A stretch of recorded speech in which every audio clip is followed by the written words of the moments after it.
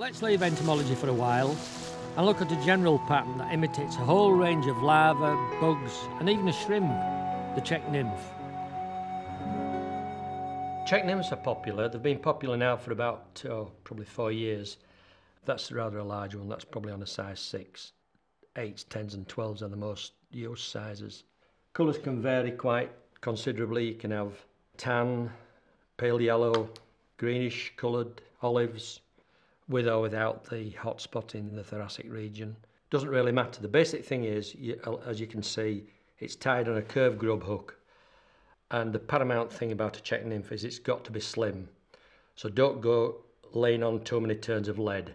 Once down and once back up with the lead is absolutely sufficient. So I've got a size 10 Partridge K4A in the vise and I'm going to lead it. Now traditionally the Czechs use square lead, but what I've found is that if you use this sticky back lead foil, you get exactly the same results. And also it makes a nice slim underbody. So I'm taking off a strip of lead about 1.5 millimeters wide. And scissor skill is something that you will need to learn. You've got to be able to make nice long straight cuts with all fly tying. It's amazing how many people cannot cut materials to a given width. And then obviously I've got to peel the sticky back off. So you need to be able to just pierce it with your scissors and just separate the plastic back in. There we go. And now on with my lead. Start fairly well round the bend, touch down, make contact. After about 3 wraps you can let go of the tag end and just wind hand over hand. You can nip the tag off now. Butt in turns, don't overlap. Come up to about 1 width short of the eye. Come back over yourself, stretch it slightly, pull tight, and now come back. Again, butt in turns. Come along, come along. Don't go quite to the end. I stop short of the end, just so you get a slight taper at the back end. So that's the leading. And now on with the tying thread. I'm using this Moser Power Silk, which is a very, very strong thread, rated as being unbreakable. Knock off my waist tag, and then the next material to go in is the all-important nylon mono rib. I'm using 4-pound mono. My dentist is never pleased when he sees me doing this. On with your mono rib. It's better actually if you just nick it in your teeth just so that you get little depressions. That helps it to grip. Now take your tying thread well round the bend. And then the next thing to go in is your under rib. The under rib can be any material really. Fine gold wire, medium gold wire, fine flat pearly, fine flat silver. There's no hard and fast rule. I'm doing this with fine flat gold. So give yourself sufficient, don't be skinny, give yourself about 6 or 7 inches of ribbon material. Catch that in. And now try to keep all your thread turns now to a minimum. And the final thing to go in is your all-important shell back. That's the tatty remains of an original Czech surgical glove. Any surgical glove is fine. What I would recommend is that you use surgical gloves rather than the sheet latex that you buy, or latex that's now available under the heading of nymph skin. The reason is this is very thin in section and this is ideal. So you look for a glove that's this pale neutral colour, not these white surgical gloves. They're no good. It wants to be this pale neutral sort of natural latex colour. So I'm going to take off a strip about 4 millimeters wide, say 3/16. And you won't want a long piece because it's going to be stretched.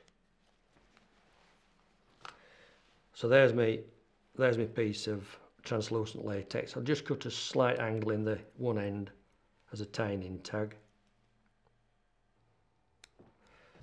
And now this has got a shiny side and a dull side. I'm going to tie it in with the shiny side uppermost. Remember, this is going to be folded back over. So I'm tying it in with the shiny side uppermost so that my finished fly will have the dull side uppermost.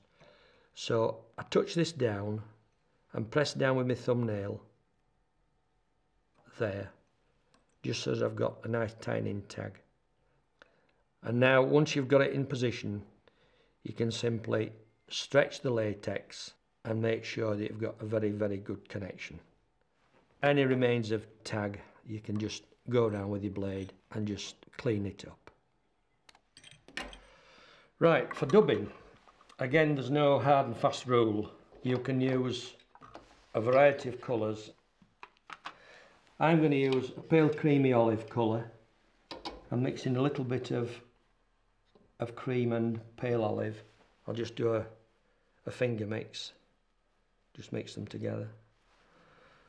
Now knock that on, and you want this dubbing to be very, very sparse, so no pills, no lumps and bumps. Shred it out with your thumbnail and give yourself a nice long spindle of dubbing, because this fly will fairly eat dubbing.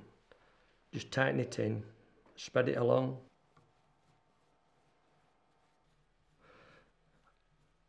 And now you're ready to wind on. Just lose the first bit of undubbed thread by dancing on the spot. Try to keep it even. Come up with this initial dubbing a good 2/3, even 3/4. Now some Czech nymphs at this point have a little hot spot on the abdomen.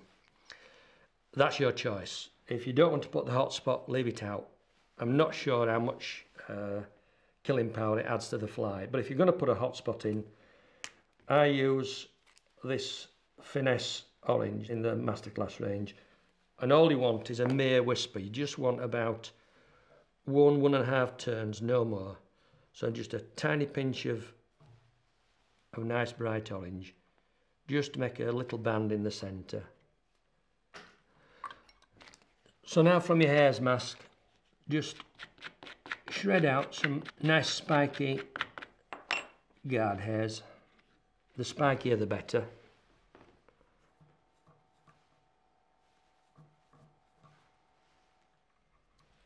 And now make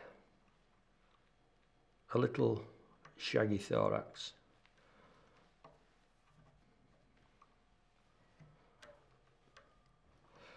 And at that point I'll just drop on a 1/2 hitch or a couple of whips. Follow that now with your metallic rib.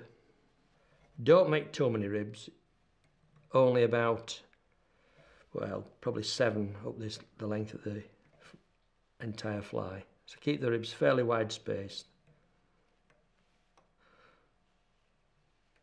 And go right through the thoracic area as well till you get to the head, whereupon you tie off.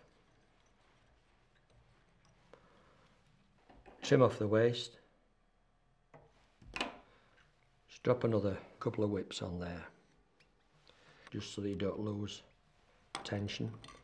Pull over your shell back, the piece of surgical glove. Now the trick is to keep this dead central. You don't want it to drift to one side or the other. So give it a nice stretch. Shorten your working thread. Keep that taut. Drop over a softish wrap and then tighten down. And again, and again, and again.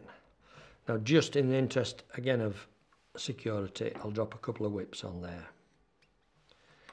Just check that your shell back is central. And now finally pick up your mono rib. I try to drop them in the centre of your metallic ribs, your gold rib. And with each turn I pull quite tight, support the hook and go in between. Try to keep the spacing even, and just not quite even there. Try to keep your spacing even. Make sure that your shell back doesn't get pulled over too much to one side, and come along, pulling each time.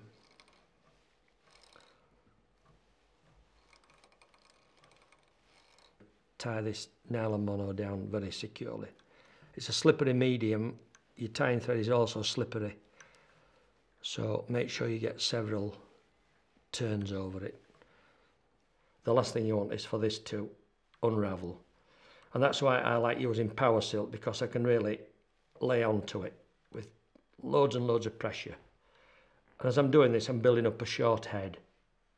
Power silk, by the way, when it tightens down, it's only as fine as a 10/0 thread, so it's very, very fine. Now you can risk snipping off your rib. You could always do a little overlap if you wanted, but I find if I've made about 8 turns with power silk, it's not going to slip. And then I finally take hold of the excess shell back, just lift it away from the eye, stretch it slightly, search with my blade, nick it, nick and tear, nick and tear, nick and tear, nick, and off she comes. And then on with the standard 2-finger whip finish.